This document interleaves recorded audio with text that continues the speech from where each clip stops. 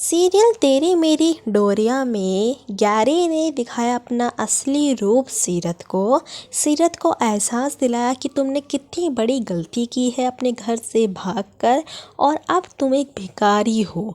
सिर्फ और सिर्फ भिखारी जिसे ना तो अपने घर में अपनाया जाएगा और ना ही समाज में अपनाया जाएगा। और गैरी सीरत को फेंक के मारता है, धक्का देता है, जिससे सीरत को बेहद चोट लग जाती है। और सीरत कहती है कि तुमने ये सब आज तक नाटक किया है। और गैरी कहता है ये कुछ कीमत है जो मैंने तुम्हारे साथ पल बिताए हैं, तुम उनकी कीमत समझकर रख लो। दोस्तों, दूसरी तरफ साहिबा ये सोच कर परेशान हो रही होती है, क्या सीरत दी को घर में घुसने दिया गया होगा या फिर नहीं।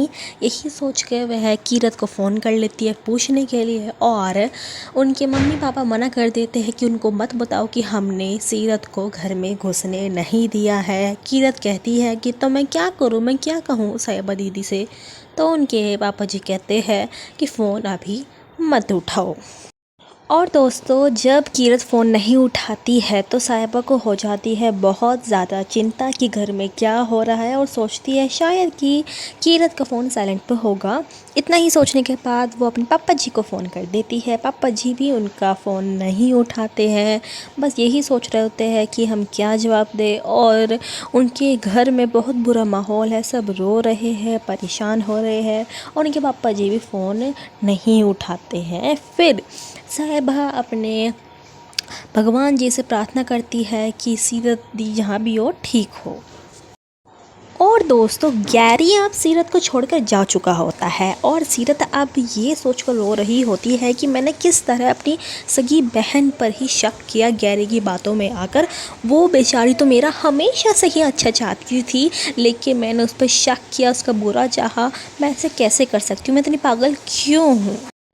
अब चलते हैं दूसरी सीन की तरफ, जहाँ गैरी मन ही मन खुश हो रहा होता कि बला कटी यानी कि सीरत निकली, रास्ता साफ हुआ। और फिर उसे रेड लाइट पर दिख जाती है दो प्रेमी, जहाँ पर प्रेमिका प्रेमी से कहती है, ये इल्ज़ाम लगाती है कि इसने मुझे धोखा दिया है, शादी का वादा करके मुझे धोखा दिया है। और गैरी सोचता है कि अगर यही इल्ज़ाम सीरत ने लगा दिया तो क्या होगा, और अगर उन्होंने मेरे बम पे डंडे मारे तो मुझसे तो बिल्कुल सहन नहीं होने वाले। बस इतना ही सोचते हुए गैरी पहुंच जाता है सीरत के पास, और सीरत गाड़ी के आगे आने वाली ही होती है और गैरी उसको बचा भी लेता है।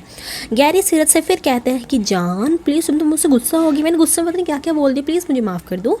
इस बात को समझते हुए सीरत कहती है कि तुम्हें गैरी ये लग रहा है ना कि मैं तुम्हें पुलिस में करवा दूंगी, तो बिल्कुल मत डरो, क्योंकि मैं ऐसा कुछ नहीं करवाने वाली हूँ। तुमने तो बल्कि मुझे आज आईना दिखाया है, सच्चाई दिखाई है कि मैं कितनी गलत थी, अपनी बहन के बारे में कितना गलत सोच रही थी। मैं तुम्हें पुलिस के हवाले नहीं कराने वाली हूँ।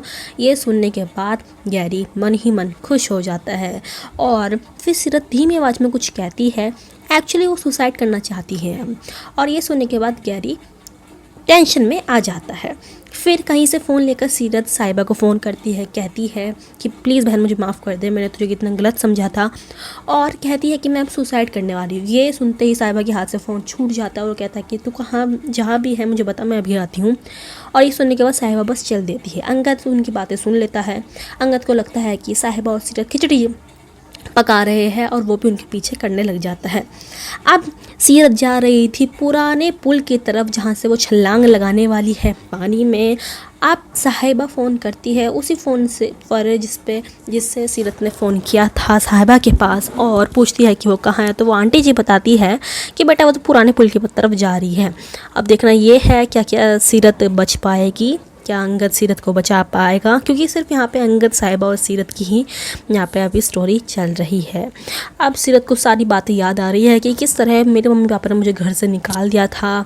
सोचती है कि अब मैं अपने मम्मी पापा को परेशान नहीं करूँगी। टेंशन में वहाँ पहुँच जाती है और छलांग लगा भी लेती है।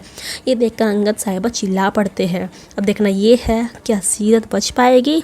अंगद साहिबा सीरत के बीच में जो लव ट्रायंगल है, क्या ये पूरा हो पाएगा, और क्या गैरी को सज़ा मिल पाएगी जो इतना गलत किया था उसने।